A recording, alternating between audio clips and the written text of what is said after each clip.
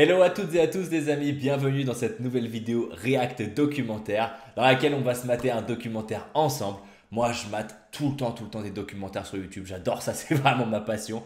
Parfois il y a des documentaires qui sont pas ouf et voire un peu fake news. Parfois il y a des documentaires géniaux que j'ai grave envie de partager le plus possible, qui sont vraiment incroyables et qui sont pas beaucoup vus sur YouTube. Et ben l'objectif dans ces vidéos là, c'est qu'on se mate les documentaires ensemble et qu'on les commente et qu'on les critique tous ensemble les amis, pour se tirer vers le haut et partager ces moments là ensemble. Alors j'ai évidemment de par toutes mes lectures de documentaires, j'ai sélectionné quelques chaînes qui sont vraiment au top, dont celle d'aujourd'hui qui n'est autre que Explore Media. Explore Media qui est une chaîne qu'on a déjà regardé ensemble les amis. Explore Media en fait c'est une chaîne qui fait des documentaires sur un peu tout. Un peu tout. Là, il y a sur le Qatar, les Pays-Bas, pourquoi les règles font aussi mal. Genre, moi en tant qu'homme, pour le coup, je ne peux qu'acquiescer évidemment, mais ça m'intéresse et je suis curieux de savoir pourquoi. Le Vatican, les footballeurs, bref, il y a plein de trucs super intéressants. Et le thème d'aujourd'hui, les amis, le thème documentaire d'aujourd'hui, c'est l'origine de nos noms de famille, de nos prénoms, de nos noms de famille. Alors, sur la miniature, il y a les prénoms, les noms de famille. Donc, on va voir l'origine de nos noms. On va bien voir ce qu'ils vont nous cuisiner, les amis. Et je propose qu'on y aille maintenant. Let's go! Quel est le point commun entre ces 4 personnages, mis à part que ce sont des Playmobil? Eh bien, ils ont tous le nom de famille le plus répandu dans leur pays. Bonjour. Si les Martins ont la première place en France, ils sont suivis des Bernard, puis des Thomas. Bref. Ah ouais. Martin, Bernard, Thomas, c'est les prénoms les plus donnés en France? Je savais pas. Bon, je sais pas, j'aurais peut-être dit Jean ou... Ouais, Thomas, ouais, je le vois. Alors les amis, j'ai pas vu le documentaire, hein, je le découvre en même temps que vous. Ouais, pourquoi pas. Ouais, franchement. Dis-moi en commentaire, t'aurais vu quel prénom en premier? J'aurais ni vu Martin ni Bernard, pas du tout Bernard, et pas Thomas non plus. J'aurais peut-être vu un Jean, ouais, un Jean. J'aurais vu un Jean. Pourquoi pas.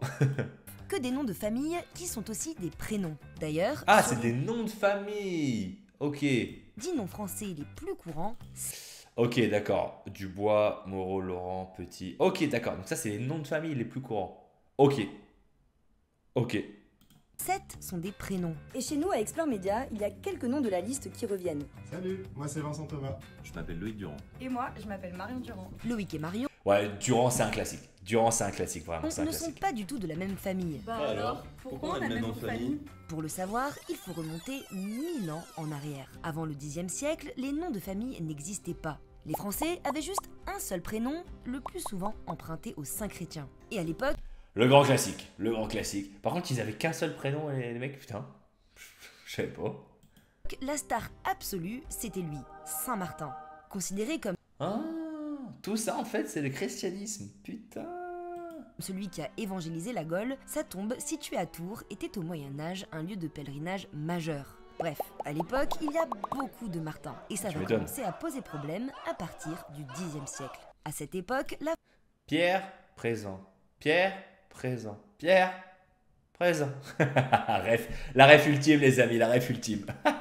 France connaît une explosion démographique. La Lâche les population pierres. passe de 5 à 9,2 millions d'habitants en 2 siècles.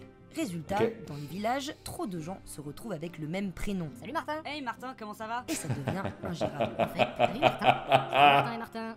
Et oui, pas facile de collecter les impôts ou d'arrêter les malfaiteurs quand on se retrouve face à une armée de Martin, de Marie ou de Joseph. Alors, pour s'y retrouver, les individus vont se donner des surnoms. Salut, moi c'est Martin le Bossu. Et moi c'est Martin le Roux. Mais non. Je suis Martin le Borgne. Mais non. C'est les mecs qui se donnent des surnoms. Ah, moi je suis le beau gosse. Ah, moi je suis moi je suis le bossu.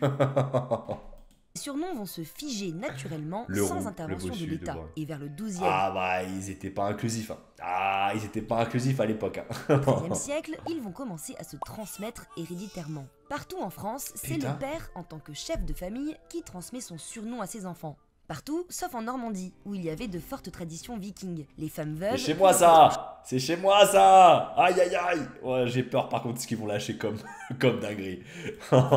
Partout, sauf en Normandie, où il y avait de fortes traditions vikings. Les femmes veuves pouvaient être chefs de famille et donc transmettre leur nom. Et c'est pour ça qu'aujourd'hui, on retrouve encore énormément de matronymes dans la région. D'ailleurs, les vikings n'ont pas fait comme nous. En Scandinavie, On n'était pas là avant nous, hein? Inégalité homme-femme, c'est nous! C'est nous! la coutume était de changer de nom à chaque génération. Par exemple, en Islande, John, fils de Stephans, s'appelle John Stephansson. Et Sigrid, fille de Stephans, s'appelle Sigrid Stephansdottir. Ah d'accord, c'est pour ça qu'ils ont des noms de malades comme ça, ok. Aujourd'hui, seule l'Islande a gardé ce système, tandis que d'autres pays, comme c'est la encore le cas. Suède ou la Norvège, l'ont laissé tomber. Ah tu m'étonnes. On avait trop de Janssen, Andersen, vraiment trop d'homonymes. En 1904, une loi est passée pour qu'ils puissent choisir des noms en allant les déclarer aux officiers d'état civil. Mais il y a eu tout et n'importe quoi. Les gens venaient dire qu'ils s'appelaient Grand Héros des Neiges, Aigle Impérial. Et donc, Voilà, le roux, le bossu, on y vient, le beau gosse, voilà, on y est. en 1961, la Suède a généré une liste de 50 000 noms de famille. Et ils ont dit maintenant à toute la population, vous allez choisir un nom dans cette liste.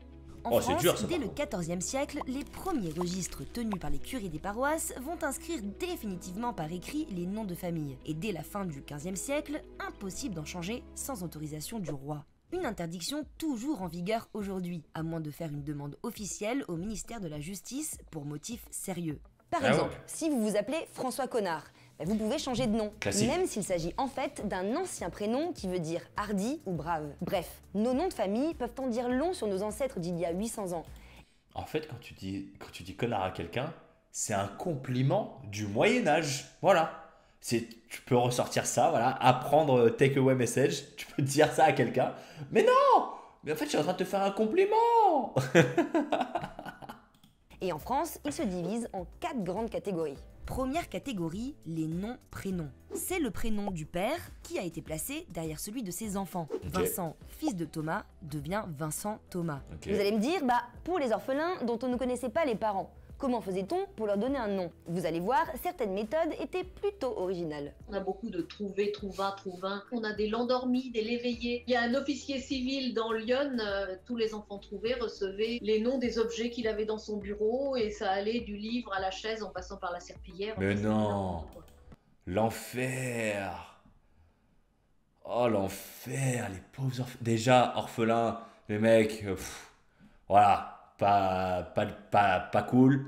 Mais en plus, on lui fout un nom serpillière. Allez, je t'en prie. Passons maintenant Oh, à l'enfer. la deuxième catégorie de noms de famille, ceux qui lieux. évoquent des lieux. Ils Bien sûr. indiquent soit un lieu d'habitation dans un village, comme Dupont, La Forêt, La Croix ou Dupré, What? Dupont, c'est pour le pont. Dupré, c'est pour le pré. Ah, c'est fou. Ils étaient vraiment teubés. ou alors une région Oh de my provenance, God. comme l'allemand, le normand, picard ou encore le breton. À noter Putain. que s'appeler l'allemand ne veut pas forcément dire qu'on descend d'un ancêtre germanique. Ça peut simplement indiquer qu'il a voyagé en Allemagne. Tiens, c'est sympa l'architecture par ici. Bon écoute, je suis parti le week-end en Corse. Bah tu t'appelles le Corse. Allez, c'est bon.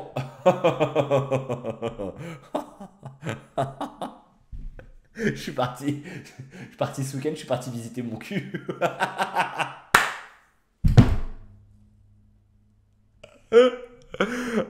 Oh my god. Non mais ils étaient vraiment sans pitié. Ils étaient sans pitié. Par exemple, moi je viens de Provence, mais ma famille trouve ça marrant de me surnommer la Parisienne juste parce que j'habite à Paris, alors que je suis née dans le sud. Maintenant, la troisième Mais c'est vrai ça. Mais c'est vrai ça. catégorie des noms de famille. En fait, on est toujours aussi con qu'avant. Sobriquets. Ils peuvent faire référence au physique d'une personne, par exemple boiteux, petit, gros, le grand, le borgne. Et d'ailleurs, Ah le les mecs, on n'était pas inclusifs. Hein. On n'était vraiment pas inclusifs. Hein. borgne, ce n'est pas forcément parce que la personne n'avait qu'un œil. Ça pouvait juste dire qu'elle louchait. Bossuet pour les bossus, Blondel pour les blonds, Rousseau ou Leroux pour les roux et le noir pour les bruns. Ou alors, le nom faisait référence à une caractéristique morale. Le bon, le doux, courtois. Le bon, lui, on remet en question. Sauvage ou joli, qui veut dire joyeux. Des surnoms Ah putain. toujours. Joli, ça veut dire joli. Putain, damn. toujours donné par les voisins, donc Ah, c'est pas les voisins. toujours sympathique. On a des bois-vins pour celui qui vraiment buvait trop. Boileau, a priori, il ne buvait pas que de l'eau. J'adore l'eau. En Bretagne, il y a Ah, j'adore. Non, mais attends, il n'y en aura plus. Et il a raison, Jean-Claude. Il a raison, Jean-Claude. 25% des noms de famille qui Sobriquet. viennent de sobriquets, à croire qu'ils étaient particulièrement blagueurs ou peut-être plus observateurs. Mais Comme non. le corps qui veut dire le nain en breton, le Sérieux? moelle qui veut dire chauve ou encore le gwen qui vient du mot breton gwen qui veut dire blanc et qui désigne donc quelqu'un aux cheveux blancs. Et enfin, il y a la quatrième et dernière catégorie de noms de famille, les métiers. Classique. Le marchand, boulanger, carpentier, du moulin, pelletier pour ceux qui vendaient des peaux d'animaux, ou encore sabatier pour ceux qui fabriquaient des Mais sabots. non. C'était Eh, ils étaient sans pitié. Ils étaient sans pitié. des métiers tellement marquants et tellement importants pour le village qu'on les retrouve absolument partout, mais avec des appellations différentes selon les régions. Breton, occitan, corse, alsacien, normand. Au moment de la Révolution française, la France comptait 622 patois, sans compter ceux qui avaient déjà disparu. Ce Oh, qui le explique Cauchois, les amis. Ah, c'est du lourd. Oh, le Cauchois, pays de Caux en Normandie. T'as jamais entendu ça et tu ne veux jamais entendre ça. notamment pourquoi il existe près de 650 noms de famille qui veulent dire forgeron, comme Lefebvre en ancien français, Fabry en corse, Le Goff en breton ou Fort en occitan. D'ailleurs, Putain, vous vous je rappelez savais de pas. notre Smith, particulièrement populaire dans les pays anglo-saxons? Classique, Eh on le bien, sait. ça vient de blacksmith, qui veut dire forgeron. Mais retournons en France. Au fil des siècles, beaucoup de noms ont été déformés, en étant Ah ouais. soit mal orthographiés, soit mal compris. Tu m'étonnes. Résultat, aujourd'hui, la France compte près d'1,4 million de noms de famille, ce qui serait un record mondial.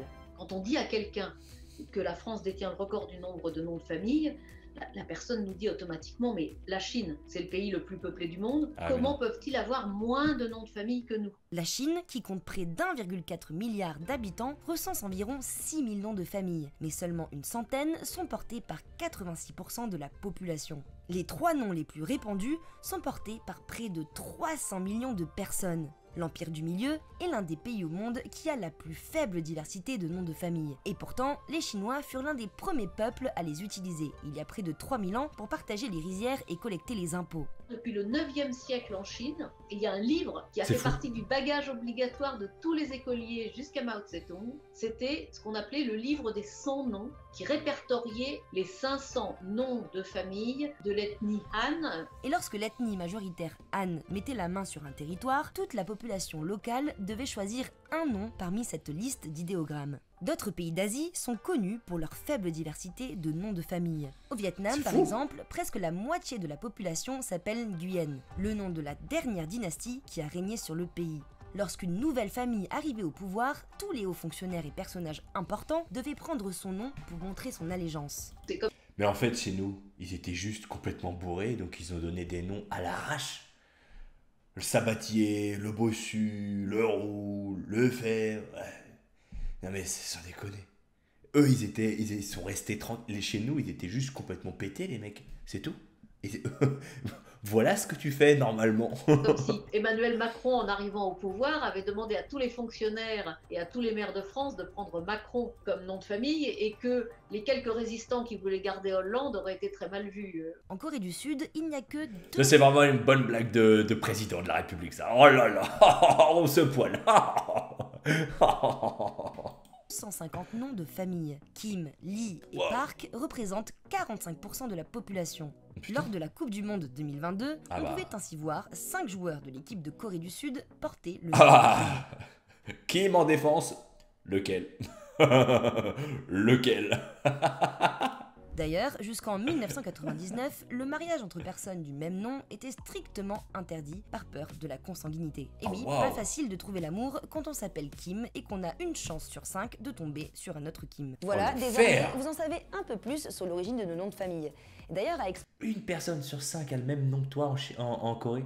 Enfin, en tant que coréen. C'est énorme. Putain. Explore Média, on serait très curieux de savoir l'origine de votre nom. N'hésitez pas à nous le dire en commentaire. Aucune idée. En que-t-il? Aucune idée. Vraiment. Je sais pas du tout ce que ça veut dire. Anquetil. Bah écoutez, je vais faire mes petites recherches et si je trouve quelque chose, je le mettrai dans les commentaires. Dites-moi les amis, si votre nom il est apparu dans le documentaire. Putain, j'ai pris une bête de leçon en vrai.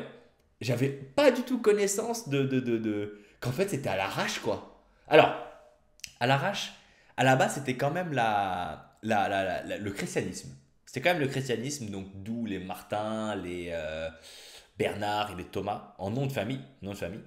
Et ensuite, après, c'est parti totalement en cacahuète au Moyen-Âge où les mecs ils étaient juste complètement pétés. Ils ont dit tu fais quoi dans la vie? T'es coiffeur? Allez, le coiffeur, tu t'appelleras le cheveu. Oh my god. Et du coup, méga intéressant qu'en Asie, en fait, ils sont restés vraiment très droits, très carrés. En Corée, une personne sur 5 a le même nom de famille. Putain, c'est choquant, c'est choquant. Bref, bête de documentaire les amis, encore une fois, génial. Tu peux t'abonner pour suivre les futurs documentaires qu'on va se mater ensemble et qu'on va regarder ensemble, ça va être trop cool. Le lien de la chaîne Explore Media, je le mets dans la description. Le lien de la vidéo originale, je le mets dans la description. Et là-dessus, je te souhaite une très bonne journée ou une bonne soirée. À la prochaine, bye bye.